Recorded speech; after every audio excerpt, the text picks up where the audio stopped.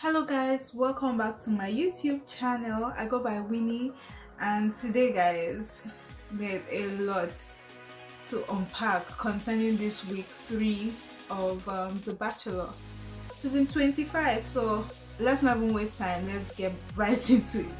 The episode started with Sarah, you know, actually continued from the second week to this week with Sarah, like, seeing stars and seeing the clouds. I don't know what she was seeing, but then, baby, are you dehydrated? Are you okay? Like, honestly, she was obviously physically tired. She couldn't physically take the situation, which is crazy because she had the road, she had the validation she needed, she had the one-on-one dates.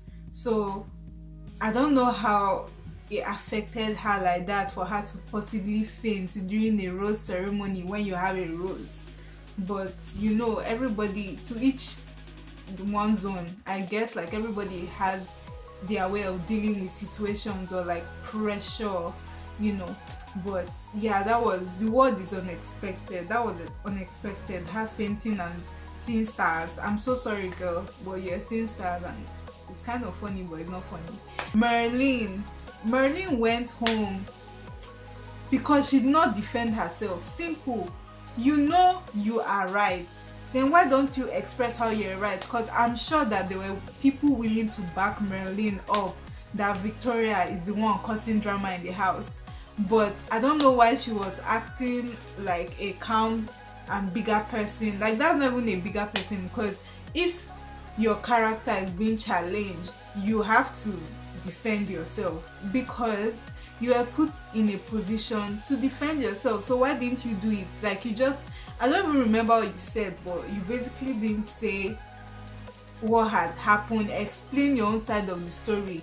And like, it's just funny how Matt did not even think twice. He sent you home immediately, and that's sad because we all know that Victoria is the one causing drama in this house.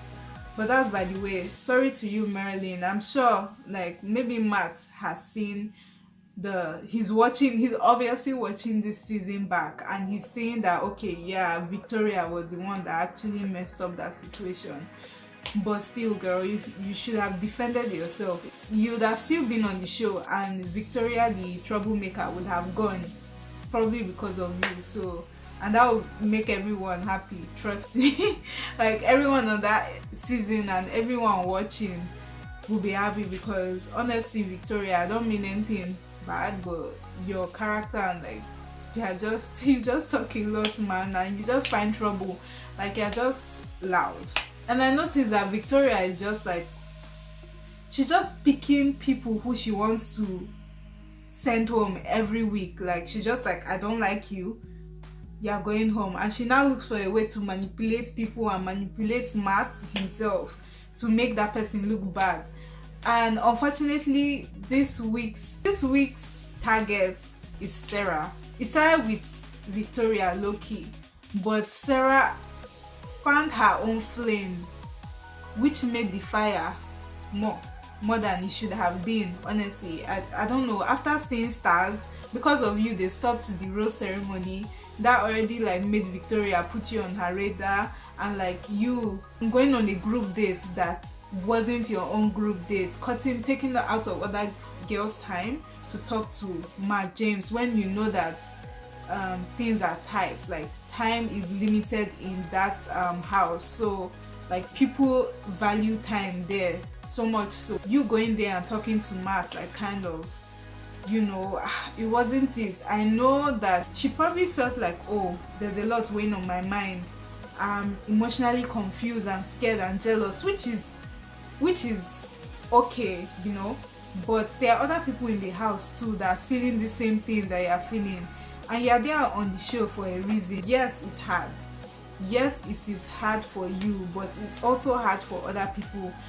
Yeah, Sarah mentioned that okay, she knows that what she was getting into before going there, but she didn't know it was that tough. For the fact that you knew what you're getting into, I'm guessing you've already watched the show before. She should have, simmered down and like talked to herself and waited till she had time with him to talk to him, or waited till after the group date was over, talk to him in the night.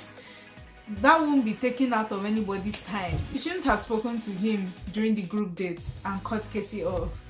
And Katie is dramatic, guys, by the way. Like when Katie came back to James and Sarah talking during the group date, like she made it so awkward. My girl sat back down. She's like, okay, I'll wait for you 2 minutes. She was standing there, and that's already awkward. Like you can't even talk to the guy or tell him what you want to say properly. That was very awkward. I was just like, oh my gosh. I was like literally covering my face, like, oh my gosh, Katie, what are you doing? When she sat down beside both of them, I was just like, yeah, wow, that is somehow. But yeah, she did that, so oh well. It was even funny how Victoria went to meet Sarah outside and was like, home with you with love. Nah girl, like you weren't going there with love. Another thing that I want to add, Sarah P, her one-on-one date with Matt, I wasn't expecting it. Looking at Matt and Sarah P together, I didn't think that there would be any connection whatsoever. I don't know, I just felt like, oh, they don't look like a good match, which maybe I shouldn't judge like that. But their group date was actually good. I think they talked about very important topics. I love the fact that she mentioned, you know, even though her dad wasn't supportive of this journey, dating through getting a husband through the Bachelor, it was so important to her that she doesn't follow a specific standard, and like everyone has their own way of living and dealing with life and choosing to deal with life. So if this is her own way of finding her husband, that is okay. Like she shouldn't have to follow a certain standard or be like her dad, like linear life, as she said. I think that's very important, because sometimes like parents do this, like they impose their own plans on their kids, which is not supposed to be, it's not meant to be so, because kids have their own mindsets and their own way of doing things, and it's their own life. You don't own your child. It's your child. You show love because you love them, but you don't own them. There's a difference. So I think that's important. And even, you know, about them talking about love, if Matt has been in love before, which he said in his own way that he haven't, like, so, and which is understandable. Like he has a new definition of love, and like his parents got divorced, like he hasn't seen a good representation of love based on his family. So yeah, it kind of affects him, but it's good to know that he's making that effort to actually find true love, healthy, strong connection, and marriage, because marriage at the end of the day is a beautiful thing regardless. This is just part 1 of my review, so watch my next video for part 2 of this review concerning The Bachelor and week 3. Okay guys, and thank you guys for watching so far. Make sure you hit the subscribe button down below, give this video a thumbs up, share if you care, and also leave your comments concerning what you think concerning this episode, and watch the next video I'm going to upload concerning part 2 of my review, because I'm going to talk about the juicy part of, you know, Sarah and the other girls and stuff like that, and what I think concerning that. Okay guys, until we see next time, bye.